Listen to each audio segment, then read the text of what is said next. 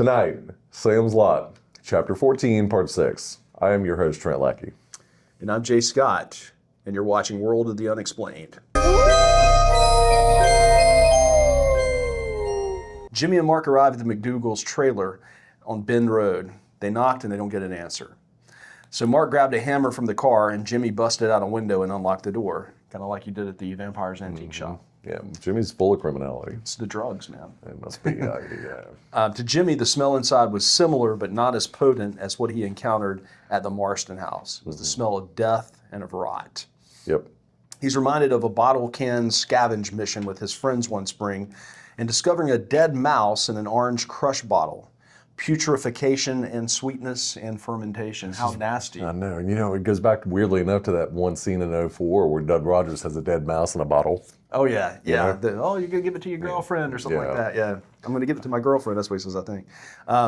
They search the house knowing that vampires are here somewhere and discover a closed door set in the concrete foundation, locked by a padlock. Padlocks? I told you, we promised you we'd get to padlocks, didn't we? Yeah, we would, man. Now, here's my question. Why is this door padlocked from the outside? Who put it there? Yep. And who's going to come and undo it so they can get out? Or do they just bust through the door every day and then or every night and then repair the door and padlock it? And who padlocks it from the outside? Yeah, and it's just a huge makes no amount sense. of money for the vampire construction crews having to repair those doors every night. I mean, obviously, just for them to bust it open again. Padlocks were supposed to be, used in the '79 film. You remember, and even in the book, we talked about how he wanted them to buy this particular brand of padlocks and use them on, to chain the door up. Yep. So, I mean, we could say that the people that are padlocking them in was Barlow, but Barlow's not around anymore. Yeah, Straker.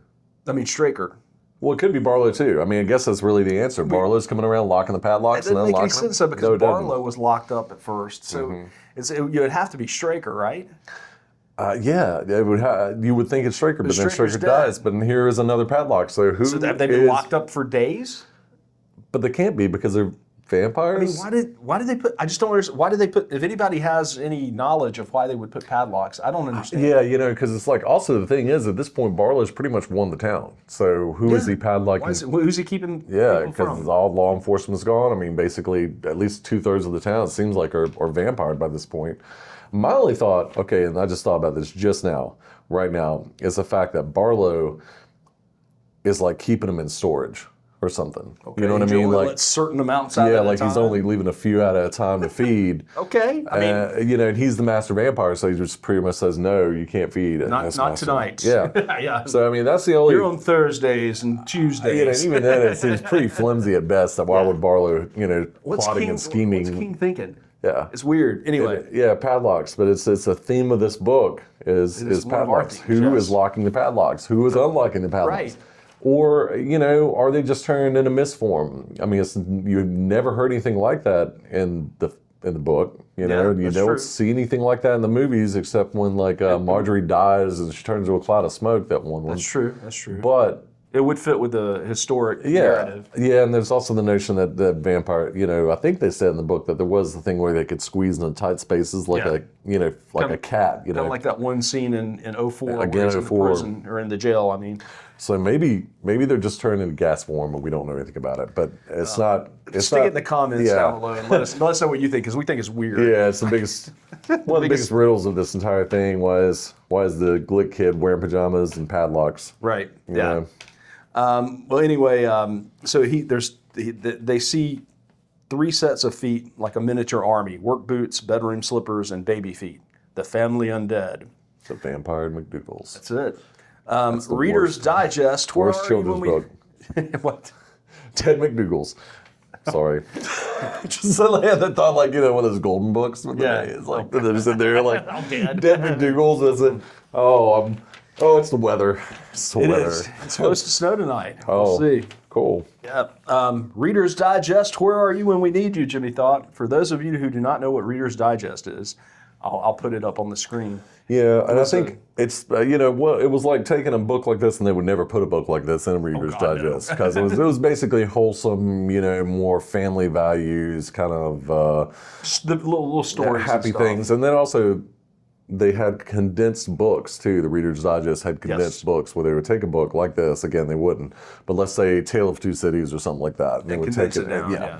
But they'd also have like life stories and different things in it. Real wholesome. Yeah, and they had like a joke section, and they used to. They're still around. Yeah, the dead McDougalls would never show up. I mean, in I the think Reader's Digest. the Reader's Digest is still around.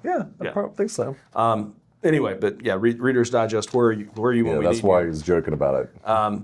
They're about to move to the next house when Mark comes up with the idea of moving one of them out into the daylight to make the job easier. Yeah. I mean, that's a good idea. He right? reads vampire novel, right? Is consistent with all vampire fiction or vampire myth. The sunlight. So Jimmy and Mark pull Roy out. Mark insists not the baby. I would have insisted the baby. Of course you would. Well, I mean, it'd be a humane way of killing it because it's like the baby's not going to probably scramble away and just leave it smaller. You put it out there and see what happens. If the sun actually destroys it, cool. And also, what the hell's wrong with me? Right. But then again, you're fighting vampires, so True. All sense of morality. You'd probably be a little mixed up in the head anyway. Yeah, I mean, basically. So they pull Roy out, and each of them grabbed a work-booted leg, and Vampire Roy immediately started to writhe and twitch, and steam came up out of his pores, and the skin sagged and yellowed before their eyes. Yep. And then King describes it as Shane Stokes' breathing patterns. Yeah, Jimmy, being the doctor, says that some kind of weird... Shane Stokes. And what Shane Stokes is, you can Google it if you want. We did, and it was not... It's interesting. It's sad, but it's the way a person breathes a lot of times before they die. Yeah. And it's like a really two deep breaths followed by like Nothing. It looks like no breath at all, followed by more deep breaths with the mouth open. It's a different type of thing. Yep. So Roy clambered back under the crawl space. I don't know why they didn't Yeah, stop I him. know. Again, I would have just tethered him out there to something, stake. and to a stake. Steak. Multi-purpose tool the stake is. It really is. And anyway, the idea of Roy writhing and crawling like a snake in the wet leaves would haunt Mark for the rest of have his you ever days. killed a snake like in the Yes. wet leaves? And it's awful. Snakes are disgusting. I'm sorry if I offend, but No, I agree. Next door, Mark asked in the rain, and they moved down the line. Yep. It was the Evans family residence. Dave Evans was a mechanic in Gates Falls. yeah. The smell, again, was clearly present in the Gates house. You know what's really interesting is the fact, it's not really interesting, but the Edge from U2, his real name is Dave Evans. Oh, really? I didn't know. Yeah. That's funny. I Yeah. wonder if King did that. Probably not. I don't know if King's a He might U2 be, fan he or might not, be. but it is. That's what I thought of. It's like, oh, the Edge. It's the Edge. Oh no, the Edge has been The Edge is vampire, but he can't Vampire Edge. be. Yeah, Vampire Edge. Oh, what can AI do for me with this? Lawsuits somehow. I feel like, well, I mean, if we They're get a public sued. figure. Fine. So, we'll be fine. Yeah. I think it'd be cool to be sued by U2. Yeah, right. Yeah, and I'd be a little saddened, but like, Anyway, yeah. Mrs. Evans was in bed. The kids were dressed in the Winnie the Pooh pajamas, and Dave crawled under an unfinished storage space. Yep. They marked the house. 2 for 2, Mark says. They go inside to wash up. Jimmy hears the water running, and he sat down, closed his eyes. He remembers Marjorie Glick on the mortician's table, and that shocked him back to where he was now. Sure. Remember, like at the end of the other section, he was looking at Ben, going like leaning over, making steaks with the 3 lights, and it's like, I don't know what's going on there. We know what's going on there. He sees the toys the dead children would have played with, and that includes this delightful little thing called the inchworm. You ever have an inchworm? You know what I'm talking about? I didn't. I know what you're talking about. Yeah, but I never yeah. had Well, the inchworm, by the way, it looks like this thing. It's a blast from the childhood past. The guy basically invented it using a piece of dryer hose and wheels, and he tested it with his kid, which I thought was a charming, adorable little story. Sure. Anyway, but the inchworm, these kids are not going to be playing with it because they're dead. And Jimmy sits on the riddle on where Barlow is, and it's going like blue chalk, 3 overhead lights in a row, men walking around a green table. Jimmy walks out, calls Mark excitedly. He knows where Barlow is. Yep. So an old student in Matt's class of 64 who got A's in literature and C's in composition visited Matt, and Matt, for the life of him, could not remember what the dude's name was. So he welcomes the interruption from existential vampire dread to talk to Herbert or Harold or Hubert or whatever about reading The Vanished Town of Mommsen, Vermont, thinking a prequel to what happened in Lot.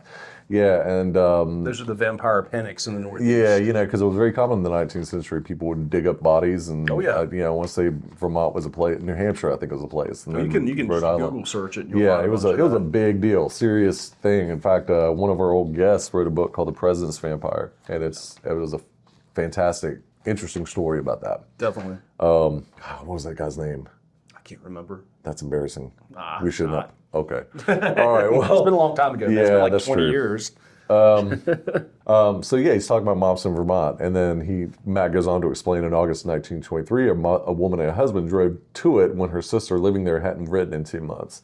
By the way, I tried to look this up on Google Maps, and there's no real sign of this when he describes the intersection. Okay. It looks like someplace northwest of Montpelier, Vermont. Oh, okay. Everyone had vanished in Mompson, though houses were still standing. Supper was lying on one of the tables. Matt said he wouldn't want to spend the night there. Me neither. He handed old what's-his-face a picture of the town from a paper, and the young man took it politely, thinking Matt had gone dotty. Old people get weird and full of crazy ideas. He looks up, and he sees Matt clutching his chest, the vein pulsing in his forehead. Pain was smashing him in waves. Heart attacks are scary. Too soon. Matt thought, no, too soon, which is weird because Eva Miller said the exact same phrasing in a completely different situation earlier. That's true. I don't know if that means anything. It's just something I saw. Harold Hubert ran out of the room, called for the nurse, knocking over Matt's little occult library. The nurse rushed in with the lunch half eaten. At the moment, Matt was stable. But there's no pool hall in the lot, Mark said, doubting Barlow would go to Gates Falls asleep on one. Jimmy said that people have pool tables here in the lot as well. Jimmy moves on to the very exciting topic of plastics. Woo! That line leading him to a plastic cover on a pool table at Eva Miller's. So all the things finally come together. Oh, yeah. He remembered having the conversation with her about one, that she ought to sell it, that it belonged to Ralph. Jimmy is convinced now completely that Barlow is there. Mark has to wait, and Jimmy calls Eva. Mark has to wait for Ben, Yeah. No answer. After 12 rings, no answer. Jimmy decides to go over there. Mark's line is out, and no one is answering, and if they hurry, there'll be plenty of daylight left. Terrible idea. Jimmy decides to go over there. Mark rushes to get his shirt on.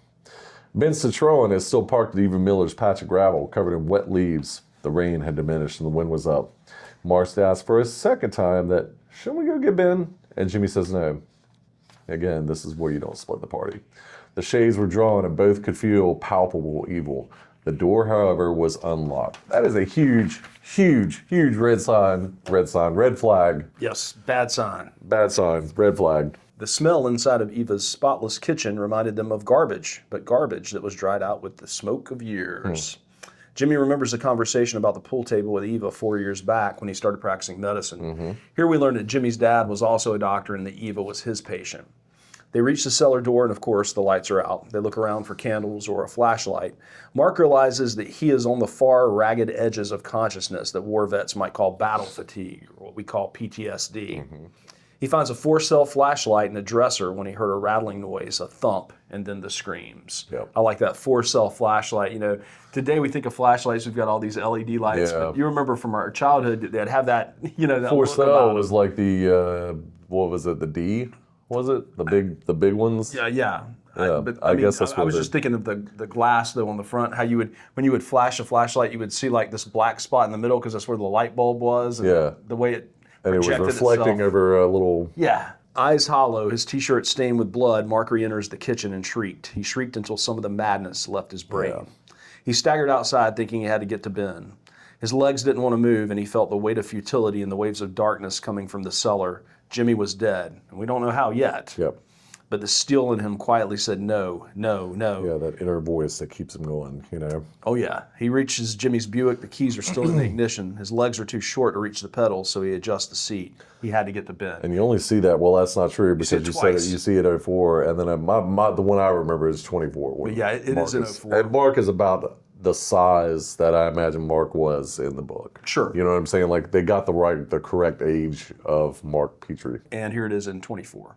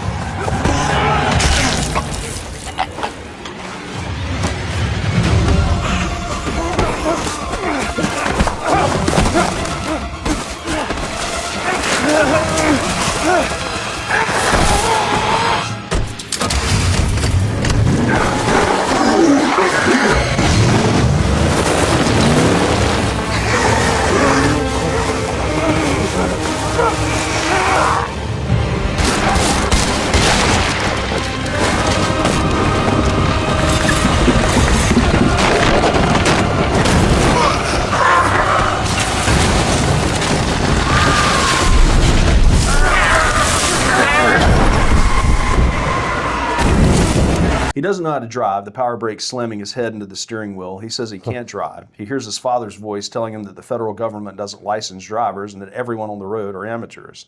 Some of these drivers are suicidal. Isn't that funny that Dad, that his spiritual companion is lecturing him. I'm very rational and not like I love you, son, and I miss you, and I'm sorry I'm dead. But did you realize that that the Iowa produces 84 metric tons of grain? I don't know. I made that. You must be extremely careful, Ghost Dad tells his son. Daddy, I'm not so sure about any of this. Look, I just passed the physical. What are you so worried about? What if somebody finds out that you're dead? Like, what if somebody finds out that you're a ghost? What if somebody finds your body? I'm at the bottom of the river. Do you know how weird that's gonna make me look? Oh, there goes Diane, Casper's daughter. And you must act like there is an egg between his foot, the gas pedal, and the floor. Wow. Yeah, but it's calming. I guess it's a way of him finding peace, too. Oh, he's trying to drive a car, and he's never done it before. Yeah, and his dad would have done this, so... He takes a wide U-turn over a curb and heads to his house. He has to hunch forward to see over the steering wheel. He blares a radio, and he's crying. Yeah, terrible, sad. Ben was walking down deserted Jointner Avenue, and he sees Jimmy's Buick weave drunkenly all over the road. Yeah, because Jimmy's on drugs. Just thinking, oh, man, he finally did it. DUI again. I went off the rails. Ben had been making steaks. It never gets old for me. I know. And so long as the picture is there, otherwise we're just laughing at some random thing and nobody knows what it is. He'd been making steaks when he realized it was past 4 and neither Jimmy nor Mark had returned. He put a couple of the finished steaks in his belt like Batman and went to use the phone. He forgot it was out, went outside to realize that neither keys were in Henry's safe Pinto or Callahan's car. Mm-hmm. He left the house intending to go to Brock School, keeping his eyes peeled for the Buick. Yeah. Mark's driving alone and Ben sees him. Mark tells Ben that Jimmy's dead. Don't split the party. That's right. Don't. From a trap involving kitchen knives and false stairs. Yeah. So in 2004, he fell on like a buzzsaw. Yeah. And we can show that here. So anyway, so Ben sees Mark. Mark's telling him the doctor is dead, that basically what they had done is they had cut off most of the stairs around the second or third, but they left the railing go down further to make it look like it was still, okay, and of course the light's off, so if you open it and you see an ambient light, you can only see 1 or 2 of the stairs and really nothing beyond that. It was a trap. Right, but Mark found a flashlight and, basically he falls off the stairs like in 2004 of the buzzsaw. And this way it's all the kitchen knives, which Mark had noticed, but he didn't really put it together. It's like, well, the kitchen knife, that's weird, but he didn't think about it. It's understandable. And they had wedged the tang of the blades into some plywood and they were sticking up, so you'd fall over and and he was covered in blood. Instantly. Yeah, but Jimmy was alive long enough to tell Mark, watch out. He was able to warn Mark. His last thing to do was, hell of a guy, Jimmy, R.I.P. Anyway, and then Mark says, I did it. And Ben says, no, shaking him out of that melancholy. Stop it, Ben says. But also says to Mark's terror and fear paralysis, addressing it, listening to all these people that had died, all that had been taken from him, taken from the town. And then a low blow, but he suggests that, including your parents, you want to go back and have a look at them.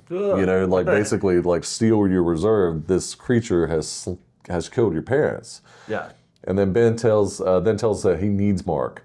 Ben feels a little bit like a football coach, talking to his star quarterback before the big game. Ben didn't care if Attila the Hun had tried and failed against Barlow. He wanted his shot, and he needed Mark to do it.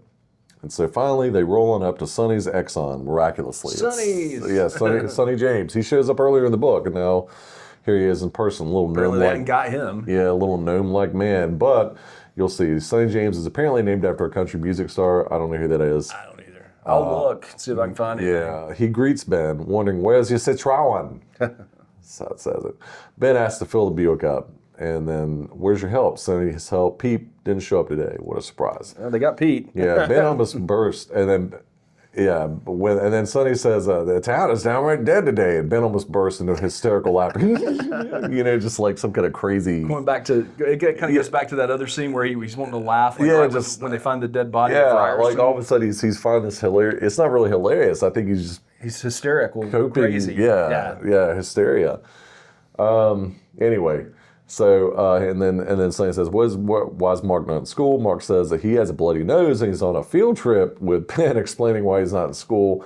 Which is it? Does he have a bloody nose, or is he on a field trip? A little bit of both, I guess. I don't know. It's weird. Terrible. It's not a very good lie, but Mark's just a kid. So Ben uses the phone and calls the Cumberland Hospital asking for Matt's Burke's room. That's room 402. And the nurse tells him that Matt died at 307 this afternoon. Ben grappled with its loss silently, so the nurse is still talking, and he's just, he's not listening to completely what she's checked out. saying. Yeah.